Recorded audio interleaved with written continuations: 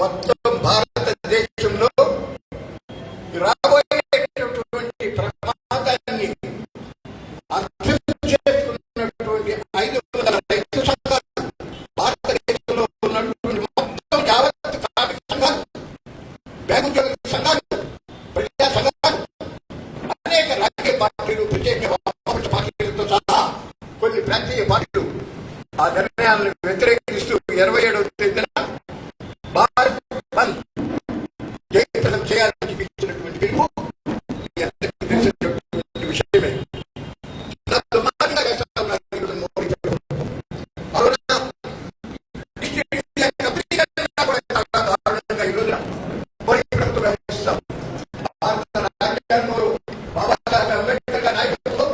ఒక ఫెడరల్ స్ఫూర్తి రాష్ట్రాలకు హక్కులను ఖచ్చితంగా నిర్ధారించి వారు ఏ అంశాల మీద వారికి అధికారం ఉంటుంది, ఏ అంశాల మీద కేంద్రానికి అధికారం ఉంటుంది, ఏ అంశాల మీద ఉభయకి అధికారం ఉంటుంది అనేటటువంటి విభజన రేఖను స్పష్టంగా రాసినప్పటికీ కూడా దానిని చెరిపి వేస్తూ అడ్డగోలుగా ఈ రోజున చట్టాలు చేస్తూ మార్పులు చేస్తూ ఈ రోజున తెగ నమ్మేయడానికి మోడీ ప్రభుత్వం నడుంగట్టి ముందుకు వెళ్తా ఉంది.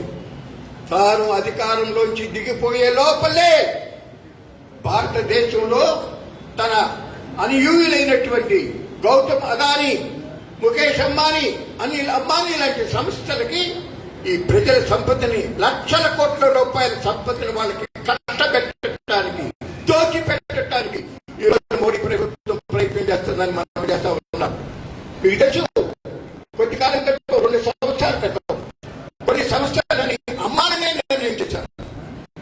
మన ఆంధ్రప్రదేశ్ రాష్ట్రంలో లక్షలాది మంది ప్రజలు, ముఖ్యంగా విద్యార్థులు ఆ రోజుల్లో ప్రజా సంఘాలు, రాజకీయ పార్టీలు ఉద్యమాలు చేసి ఎంపీలు, ఎమ్మెల్యేలు రాజీనామా చేసి 32 మంది అమరులై సాధించుకున్నటువంటి విశాఖపట్నం స్టీల్ ప్లాంట్ ని కారు చౌకగా ఈ రోజున అమ్మేయడానికి ప్రయత్నం చేస్తా ఉంది. ఎంతకు అమ్ముతున్నారో కూడా చెప్పటం లేదు. ఆర్టీఐ యాక్ట్ ఉన్నప్పటికీ కూడా కొన్ని సుప్రీంకోర్టు తీర్పులు ఉన్నాయి, రహస్యంగా ఉంచడానికి లేదు, పబ్లిక్ డొమైన్ లో ఉంచాల్సిందే అనేటటువంటి నిర్ణయాలు ఉన్నా వాళ్ళు చెప్పటం లేదు.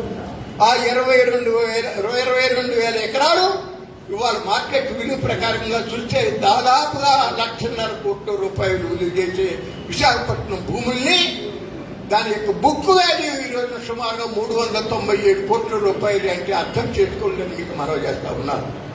అంతేకాదు ఈ రోజున బిఎస్ఎన్ఎల్, ఎంటీఎన్ఎల్ లాంటి సంస్థలు కూడా అమెరికా ప్రక్రియ నడుస్తూనే ఉంది. ఆ సంపదలు ఉన్నాయి. బిఎస్ఎన్ఎల్కి ప్రభుత్వానికి దాని యొక్క సీఎండి అంతర్గతం ఆయన అసెస్మెంట్ ఇచ్చాడు. కేవలం 3వ వంతు బిఎస్ఎన్ఎల్ ఆస్తుల విలువ 60,000 కోట్ల రూపాయలు ఉంటుందని లెక్క వేశారు. మనం చేస్తా ఉన్నారు. అట్లాగే ఎంటీఎన్ఎల్కి బాంబేలో ఉన్నటువంటి 30 ఎకరాల స్థలం కానీ, ఢిల్లీలో ఉన్నటువంటి స్థలాలు కానీ కొన్ని వేల కోట్ల రూపాయలు చేస్తుంది. వాటన్నిటినీ కూడా బుక్ వాల్యూకి కారుగా అమ్మేయాలనే ప్రయత్నం చేస్తా ఉంది. నేను ఒక ఉదాహరణ ఇస్తాను. నేను వ్యూలో ఫస్ట్ టైం ఎమ్మెల్యేగా ఉన్నప్పుడు టిహెచ్ చౌదరి గారు Andhra Pradesh telecom chief general manager గా ఉన్నప్పుడు ఉయ్యూరు సెంటర్ దగ్గరలో గజం 8 రూపాయలు చేసి 1,500 గజాల స్థలం టెలికాం వాళ్ళకి ఇప్పించాం టెలిఫోన్ ఎక్స్చేంజ్ పెట్టడానికి. ఈ రోజున దాని విలువ గజం 30,000 ఉంది. కానీ వాళ్ళ లెక్క ఉంటుంది, బుక్ వాల్యూ ప్రకారం అయితే గజం 2 రూపాయలు కూడా ఉండదని నేను అనుకుంటా ఉన్నాను. ఊరికే ఒక ఉదాహరణ చెప్పి మీకు అర్థం అవటం కోసం అని చెప్పి ఈ విధంగా. అలాగే ఈ రోజున నేషనల్ హైవేస్, జాతీయ రహదారులని అంతకుముందు BOT తానే కట్టి తెచ్చుకుని కట్టి నిర్వహించి టోల్ వసూలు చేసుకునే అధికారం ఇచ్చేటటువంటి పద్ధతి BOT పద్ధతి ఉంటే, మోడీ ప్రభుత్వం వచ్చిన తర్వాత టోల్ ఆపరేట్ ట్రాన్స్ఫర్ అనే పద్ధతి పెట్టి 1 కిలోమీటర్కి 14 కోట్ల రూపాయలు వచ్చింది. కానీ ఇప్పుడు మానిటైజేషన్ ప్రక్రియలో ఎంత ఎస్టిమేట్ చేశారో తెలుసా? కేవలం 6 కోట్ల రూపాయలు 1 కిలోమీటర్కి. 26,670 కిలోమీటర్లు మానిటైజ్ చేస్తే 1,60,000 కోట్ల రూపాయలు వస్తున్నారు. కానీ 2 లక్షల కోట్ల రూపాయలు ప్రజలకి నష్టం ఉన్నారని మనం చేస్తా ఉన్నాం. అదేవిధంగా భారతీయ రైల్వే 400 రైల్వే స్టేషన్ ఇచ్చేస్తావా, 150 రైలు ఇచ్చేస్తావా, మా గోదావరి ఎక్స్ప్రెస్, అట్లాగే గోదావరి ఎక్స్ప్రెస్, అమరావతి ఎక్స్ప్రెస్, ఇటువంటి బాగా రద్దీగా ప్రజలు ప్రయాణం చేసేటటువంటి ఎక్స్ప్రెస్ రైళ్లని వాడికి చేస్తే ప్యాసింజర్ రైలు నడిపితే రైల్వే బ్రతుకుతుందా? లక్షలాది మంది కార్మికులు రోజులు పడిపోయి ఉద్యోగులు పోయేటువంటి పరిస్థితి రాదని నడుపుతా ఉన్నారు మోడీ గవర్నమెంట్. నేను అడుగుతున్నాను, ప్రజలందరూ కూడా అవసరం ఉందని మనం చేస్తా ఉన్నారు. ఎవరిచ్చారు కాదు. ఇప్పటికి భారతదేశంలో రైల్వే వ్యవస్థ మీకు చెప్తున్నా, ప్రపంచంలో ఎక్కడా కూడా సెకండ్ క్లాస్ ప్యాసింజర్ యొక్క రైల్వే టికెట్ ఛార్జీ ఇంత తక్కువ ఎక్కడా కూడా లేదు. ఆ పేదవాడు మీరు చూస్తే ఆశ్చర్యపోతారండి. ఒడిశా నుంచి, బెంగాల్ నుంచి, అక్కడ కర్ణాటకలో ఉన్నటువంటి స్టీల్ ప్లాంట్కి వెళ్లే కార్మికులు వాళ్ళు లెట్రిన్ దొడ్ల దగ్గర మనిషికి ఆనుకుని కూర్చుంటానికి కూడా ఖాళీ లేక నుంచునేటటువంటి దయనీయమైన పరిస్థితులు జరుగుతూ ఉంటే ఆ రైల్వేని సామాన్య ప్రజానీకానికి మరింత సేవ చేసేటట్టు చేయాల్సినటువంటి పరిస్థితి పోయి ప్రైవేట్ వాళ్ళకి అప్పచెప్పేస్తే ఏమవుతుందనుకుంటున్నారు? ఇప్పటికే రైల్వేల్లో గూడ్స్ ట్రాఫిక్ మీద ఆదాయం ఎక్కువ వస్తూ ఉంటుంది. 1,20,000 కోట్ల రూపాయల సంవత్సరానికి ఆదాయం వస్తే 55,000 కోట్ల రూపాయలే ప్యాసింజర్ రవాణా మీద వస్తూ ఉంటుంది. ప్యాసింజర్ రవాణా మీద నష్టం భరిస్తూ గూడ్స్ మీద వచ్చే లాభాలతో రైల్వే నడుస్తూ ఉందండి. ప్రభుత్వానికి కొంచెం డివిడెండ్ ఇస్తా ఉంది అని మనం చేస్తా ఉన్నాం. ఇవాళ మొత్తం 265 గూడ్స్ షెడ్లు కూడా అమ్మేస్తే 95,000 కోట్ల రూపాయలు వెచ్చించి నిర్మించినటువంటి డెడికేటెడ్ ఫ్రైట్ కారిడార్ కూడా ప్రైవేట్ వాళ్ళకి అప్పచెప్పేస్తే ఇక రైల్వే ఎట్లా బ్రతుకుతుంది? చాలా దుర్మార్గం చేస్తున్నాడు. ఈ దేశాన్ని అమ్మేస్తున్నాడు ఈ మోడీ. ఈ చారిత్రక సత్యాన్ని గ్రహించే మన సంఘాలన్నీ కూడా అన్ని పట్టుబడతా ఉన్నాయి. మన రాష్ట్రంలో మనందరం కూడా మనం ఆ నిర్ణయాన్ని బలపరుస్తూ మనం సక్సెస్ చేయడానికి ప్రయత్నం చేస్తా ఉన్నాం. ఈ సందర్భంగా నేను ఒక మాట చెప్పక తప్పదు. దాదాపు 10 మాసాల నుంచి ఢిల్లీలో చేస్తా ఉన్నారు. మన రాష్ట్రంలో మనందరం అన్ని జిల్లాల్లో ఉద్యమం కొనసాగుతూ ఉంది. అయితే ఢిల్లీ ఎంత స్థాయిలో కాదు కానీ కొంత స్థాయిలో జరుగుతూ ఉంది. కానీ మన రాష్ట్రంలో ప్రధానమైనటువంటి రాజకీయ పక్షాలు ఇప్పటికీ కూడా ఇంకా పెదవి విప్పటల్లా. ఒక పార్టీ రాష్ట్రంలో ఉన్నటువంటి ప్రభుత్వాన్ని విమర్శించుతుంది తప్ప వాళ్ళు చేస్తా ఉన్న లోటుపాట్లు ఉన్నాయి. రైతుల దగ్గరికి ధాన్యం కొనుక్కోవటం, కొన్నదానికి డబ్బులు ఇవ్వకపోవటం, కేంద్రం విద్యుత్ బిల్లు ఇంకా చట్టం కాకముందే ఇక్కడ 22 జీవో తీసుకొచ్చి మీటర్లు పెట్టాలి లేకపోతే కలెక్షన్ తీసేస్తామని చెప్పి వ్యవహరించేటటువంటి తీరుతెన్నులు తప్పే, ఖండించాల్సిందే. కానీ మీరెందుకు సమర్థించుతున్నారు సెంట్రల్ గవర్నమెంట్ ని అని నేను అడుగుతా ఉన్నా. మీరెందుకు అడగటం లేదు?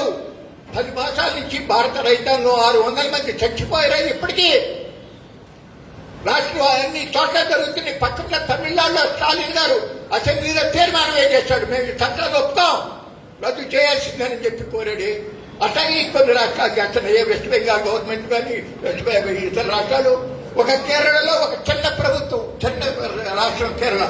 ఆ రాష్ట్రంలో స్వామినాథన్ కమిషన్ రికమెండేషన్ అమలు చేస్తూ ఉంటే లక్షల కోట్ల రూపాయల ఆదాయం వచ్చే సెంట్రల్ గవర్నమెంట్ ఎందుకు చేయరు? నువ్వే వాగ్దానం చేశావు. పార్లమెంట్ ఎలక్షన్లు అమలు చేసే బాధ్యత లేదా? కేరళలో బీజేపీ కాకుండా 16 రకాల ఓటాలు పండుకోవాలి. కనీస పద్ధతి దాని గురించి అటు వినియోగదారులకి ఉత్పత్తిదారులు కూడా వేరు చేస్తాం. ఎందుకు మంచిని మీరు ఆలోచించరు? మనం అందరూ కూడా పొట్టు చేయాల్సిన సరగాలను మనవి చేస్తూ ఇప్పటికైనా మన రాష్ట్రంలో ఉన్నటువంటి ప్రధాన రాజకీయ పక్షాలు, మన అధికారంలో ప్రతిపక్షంలో ఉన్నటువంటి పార్టీ కానీ నాయకులు కానీ, అట్లాగే ఈరోజు అధికారం వెలబెడతా ఉన్నటువంటి పార్టీ నాయకులు కానీ ఎవరైనా సరే మీరు ఈ విషయంలో సరిగ్గా పునరాలోచన చేసి 27వ తారీఖు బంధువుకి సహకరించి రైతాంగ ఉద్యమాన్ని, కార్మికుల యొక్క డిమాండ్లని, కార్మికుల యొక్క ఉద్యమాన్ని సపోర్ట్ చేయకపోతే చరిత్రహీనులు అవుతారనేటటువంటి వాస్తవాన్ని గుర్తుంచుకుని నడవాలని చెప్పి నేను ఈ సందర్భంగా సవనీయంగా మనవి చేస్తూ, ఇది నేను వేరే ఉద్దేశంతో చెప్పింది కాదు. కానీ చాలా బాగా కేశవరావు గారు 80 ఏళ్ళ వయసు, అట్లాగే వెంకయ్య గారు 74 ఏళ్ళ వయసు. ఇప్పటికి 3-6 సార్లు ఢిల్లీ వెళ్ళాం, కింద మీద పడ్డాం. అక్కడ జనాన్ని చూస్తే మాకు ఎంత బాధ కలుగుతుందో చెప్తానికి వీల్లేదు. వాళ్ళు అంత త్యాగాలు చేస్తా ఉంటే వాళ్ళ రాకేష్ టికాయత్ గారు గాజీపూర్ దగ్గర ఎదురు లోతు నీళ్ళల్లో నుంచి ఆయన ఉద్యమం చేస్తా ఉంటే ఈ నాయకుడికి కనపడటం లేదా, మనసు తరగటం లేదా? ఎందుకు మీరు ఆలోచించడానికి విజ్ఞప్తి చేస్తూ నేను ఇంకా ఎక్కువ సమయం తీసుకోకుండా మీ అందరికీ కూడా మరొకసారి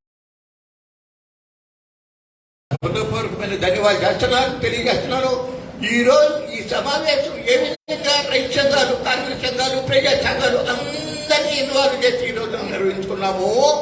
అట్లాగే ప్రతి జిల్లాలోనూ కూడా ఆ జిల్లా స్థాయిలో అందరినీ ఇన్వాల్వ్ చేసి చక్కగా కార్యక్రమం నిర్వహించాలని కోరుతూ నేను సెలవు తీసుకుంటాను. నమస్కారం. ఇప్పుడు యమలయ్య ఇప్పుడు కేవీవి ప్రసాద్ గారు ఈనాటి ఈ సమావేశం ముందు ఒక తీర్మానాన్ని మీ ముందు ఉంచుతారని చెప్పి మనం చేస్తా ఉన్నాను. కేవీ ప్రసాద్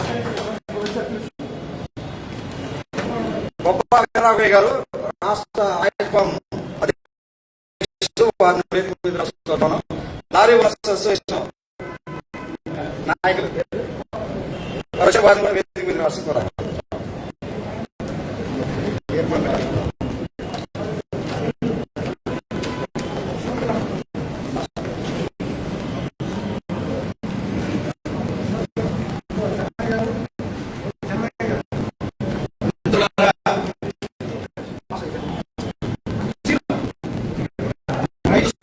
సమన్వయ సమితి ఆధ్వర్యాన గత నెల 26, 27 తేదీల్లో ఢిల్లీ సరిహద్దులో జరిగినటువంటి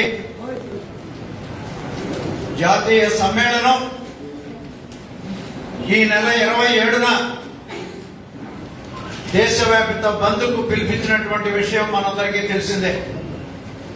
ఈ నేపథ్యంలో మన రాష్ట్రంలో బంద్ జయప్రదానికి అవసరమైనటువంటి సకల చర్యలు, కార్యక్రమాలు నిర్వహించబడతా ఉన్నాయి. ఈ రూపంలో జరిగేటువంటి ఈ రోజు జరుగుతున్నటువంటి ఈ రాష్ట్ర సదస్సుకు వచ్చినటువంటి పెద్దలందరికీ కూడా రైతు సంఘాల సమన్వయ సమితి ఆధ్వర్యాన అభినందనలు తెలియజేస్తూ ఈరోజు ఈ సదస్సు తీర్మానాన్ని మీ ముందు ఉంచుతున్నాను. సెప్టెంబర్ 27 రాష్ట్ర బంద్ జయప్రదం చేయండి.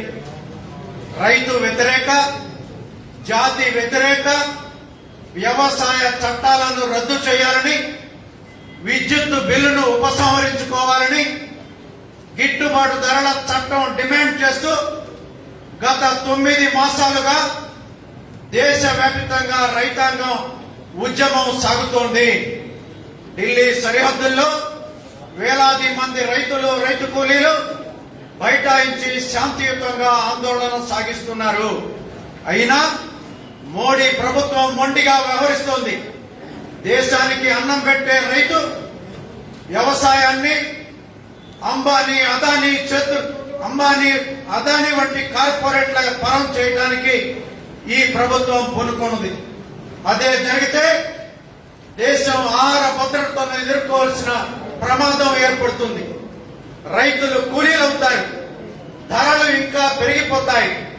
విద్యుత్ బిల్లు రైతులకి ఉరితాడు బిగుస్తుంది. వినియోగదారులు దారుణంగా నష్టపోతారు. ఈ ప్రమాదం నుండి దేశాన్ని గట్టెక్కించడానికే ఈ చారిత్రాత్మక ఆందోళన జరుగుతోంది. అన్ని వర్గాలు, తరగతుల ప్రజలు దీనికి సంఘీభావంగా నిలబడ్డారు, ఆందోళన సాగిస్తున్నారు. దేశ ప్రజలందరి అండతో ఈ ఉద్యమం దీర్ఘకాలంగా సాగుతోంది. ఈ ఉద్యమం కొనసాగింపుగా కేంద్ర ప్రభుత్వ మొండి వైఖరికి వ్యతిరేకంగా సెప్టెంబర్ 20న జరిగే భారత్ బంద్ను జయప్రదం చేయాలని 50 మంది ప్రజలకి ఈ సదస్సు పిలుపునిస్తోంది. చారిత్రాత్మక ఉద్యమంపై మోడీ సర్కారు దారుణ నిర్బంధ కాండకు పూనుకుంటున్నది. ఇప్పటి వరకు ఢిల్లీ సరిహద్దుల్లో 600 మందికి పైగా చనిపోయారు. శత్రు దేశంపై యుద్ధం చేసినట్లుగా కంచెలు వేశారు. హర్యానాలోని కర్నాల్లో లాఠీ చార్జీ చేసి రైతుల తలలు పగలగొట్టారు. ఒక రైతు అమరుడయ్యాడు. ముజఫర్ నగర్, కర్నాల్ కిసాన్ మహాపంచాయతీలకు హాజరు కాకుండా అనేక అడ్డంకులు కల్పించారు. అయినా రైతుల పట్టుదలతో అన్ని అవరోధాలను అధిగమించి లక్షలాదిగా తరలివచ్చారు. నిరంకుశ ప్రభుత్వంపై తిరుగుబాటు చేశారు. రైతు ఉద్యమంపై సాగుతున్న నిర్బంధ కాండను, దుష్ప్రచారాన్ని ఈ సదస్సు ముక్త కంఠంతో ఖండిస్తున్నది. ఇది రైతుల కోసమే సాగుతున్న ఉద్యమం ఇక ఎంత మాత్రమూ కాదు, దేశ ప్రజల ఉమ్మడి ఉద్యమం. ఈ బంద్ సందర్భంగా కార్మిక హక్కులను హరించే కోడ్లను రద్దు చేయాలని, ధరలు తగ్గించాలని, పౌర హక్కులను కాపాడాలని, అందరికీ ఉద్యోగాలు ఇవ్వాలని, ఉపాధి హామీ పథకాన్ని విస్తరించి పట్టణాలలో కూడా అమలు చేయాలని, కౌలు రైతుల్ని ఆదుకోవాలని, తరతరాలుగా అడవిని నమ్ముకొని జీవిస్తున్న గిరిజనులను అడవి నుండి వేరు చేయరాదని డిమాండ్ చేస్తున్నది. ఇది అన్ని వర్గాల తరగతుల ఉద్యమం. దీనికి అందరూ అండగా నిలవాలి. ఈ బంద్కు అధికార ప్రతిపక్ష పార్టీలతో సహా రాష్ట్ర ప్రభుత్వం కూడా సహకరించాలి. గతంలో లాగానే ఈసారి కూడా రాష్ట్ర ప్రభుత్వం సహకరించాలని ఈ సదస్సు విజ్ఞప్తి చేస్తున్నది. రాష్ట్రంలోని అన్ని రాజకీయ పార్టీలు ఈ బంద్కు మద్దతు ఇవ్వాలని విజ్ఞప్తి చేస్తున్నాం. వ్యాపార వాణిజ్య సంఘాలు, సంస్థలు, ఉద్యోగ సంఘాలు, వివిధ సామాజిక ప్రజా సంఘాలు బంద్లో పాల్గొని మద్దతు ప్రకటించాలి. దేశానికి అన్నం పెట్టే రైతన్నలకు అండగా నిలవాలి. బంద్ సందర్భంగా దుకాణాలు మూసివేసి ప్రభుత్వ, ప్రైవేటు రవాణా ఆపుకొని సహకరించాలి. ప్రభుత్వ కార్యాలయాలకు సెలవు ప్రకటించాలి. విద్యాలయాలు బంద్ పెట్టాలి. ఈ రకంగా సకల జనుల బంద్గా దీన్ని మార్చాలి. మన రాష్ట్రానికి మోడీ ప్రభుత్వం చేస్తున్న ద్రోహం అందరికీ తెలిసిందే. ప్రత్యేక హోదా ఇవ్వకుండా నిరాకరించారు. విభజన హామీలు అమలు చేయడం లేదు, నిధులు ఇవ్వడం లేదు. ఒక్క మాట చెప్పాలంటే రాష్ట్రం పట్ల పక్షపాతంతో కేంద్రం వ్యవహరిస్తుంది. రాష్ట్ర హక్కైన వ్యవసాయం, విద్యుత్, సహకార రంగాలపై పట్టు బిగిస్తుంది. రాష్ట్రాలను పంచాయతీల స్థాయికి దిగస్తుంది. రాష్ట్రాల హక్కుని హరిస్తుంది. రాష్ట్ర అభివృద్ధి పట్ల అభిమానం కలిగిన ప్రతి ఒక్క పార్టీ, సంస్థ పెట్టి ఈ బంద్కు సహకారం అందించాలి. ఇది మనందరి బాధ్యత కూడా. మోడీ ప్రభుత్వ విధానాల వల్ల రైతులు నిరుద్యోగం పెరిగాయి. వాటిని పరిష్కరించకుండా రాష్ట్రంలోని బీజేపీ ప్రజలను పక్కదారి పడించడానికి ప్రయత్నిస్తున్నది. ప్రజలను విభజించే బీజేపీ కుట్రలను ఎదుర్కోవాలి. జాగరూకతతో వ్యవహరించాలి. వ్యవసాయంతో పాటు ఇప్పుడు దేశాన్ని విదేశీ, స్వదేశీ, బడా కార్పొరేట్ కంపెనీలకి కట్టబెడుతోంది. రైల్వే, రోడ్లు, పోర్టులు, విమానాశ్రయాలు, పైపు లైన్లు అన్నిటినీ దారాదత్తం చేస్తోంది. దీనికే నేషనల్ మానిటైజేషన్ పైప్ లైన్ అని కొత్త పేరు పెట్టింది. ఇప్పటికే విశాఖ ఉక్కును ప్రైవేటీకరణ చేస్తామని ప్రకటించింది. దీనిపై మన కార్మిక సోదరులు 5 మాసాలుగా పోరాడుతూనే ఉన్నారు. వారికి ఈ సదస్సు పూర్తి సంఘీభావం ప్రకటిస్తున్నది. భూమి, నీరు, గాలి, మైనింగ్, సహజ వనరులు ఈ దేశ ప్రజల సొత్తు. వాటిని అమ్మే హక్కు ఎవరికీ లేదు. వాటిని అమ్మేస్తామన్నా, లీజుకిస్తామన్నా అంగీకరించబోమని ఈ సదస్సు నిర్ద్వందంగా ప్రకటిస్తున్నది. ప్రతిఘటించాలని ప్రజలకు పిలుపునిస్తున్నది. సెప్టెంబర్ 27 భారత్ బంద్ డిమాండ్లు మీ ముందు ఉంచుతున్నాం. 1. రైతు వ్యతిరేక నల్ల చట్టాలు, విద్యుత్ బిల్లు రద్దు చేయాలి.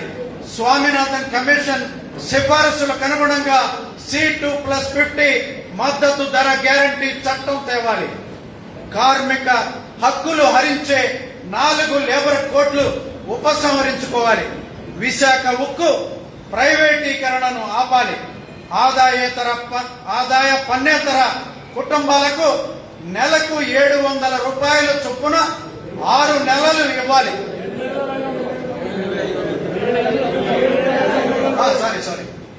7,500 చొప్పున 6 నెలలు ఇవ్వాలి. ఉపాధి హామీకి నిధులు పెంచి 200 రోజులు పని కల్పిస్తూ 600 రూపాయలు వేతనం ఇవ్వాలి. పట్టణ ప్రాంతాలకు ఉపాధి హామీ పథకాన్ని వర్తింపజేయాలి. కేంద్ర ప్రభుత్వం కౌలు రైతుల రక్షణ కోసం ప్రత్యేక చట్టం తేవాలి. పోలవరం నిర్వాసితులకు కేంద్రం పరిహారం చెల్లించాలి. ప్రభుత్వ సంస్థల ప్రైవేటీకరణ, కార్పొరేటీకరణ, మానిటైజేషన్ పైప్ లైన్ ఆపాలి.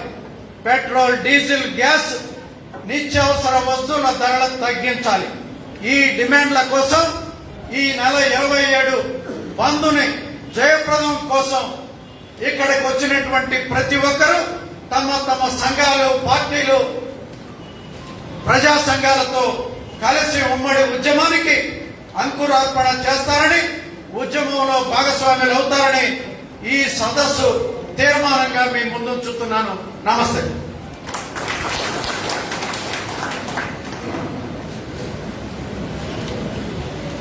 తీర్మానం ప్రవేశపెట్టిన ఆంధ్రప్రదేశ్ రైతు సంఘం ప్రధాన కార్యదర్శి కేవీ ప్రసాద్ గారికి ధన్యవాదాలు తెలియజేస్తున్నాం.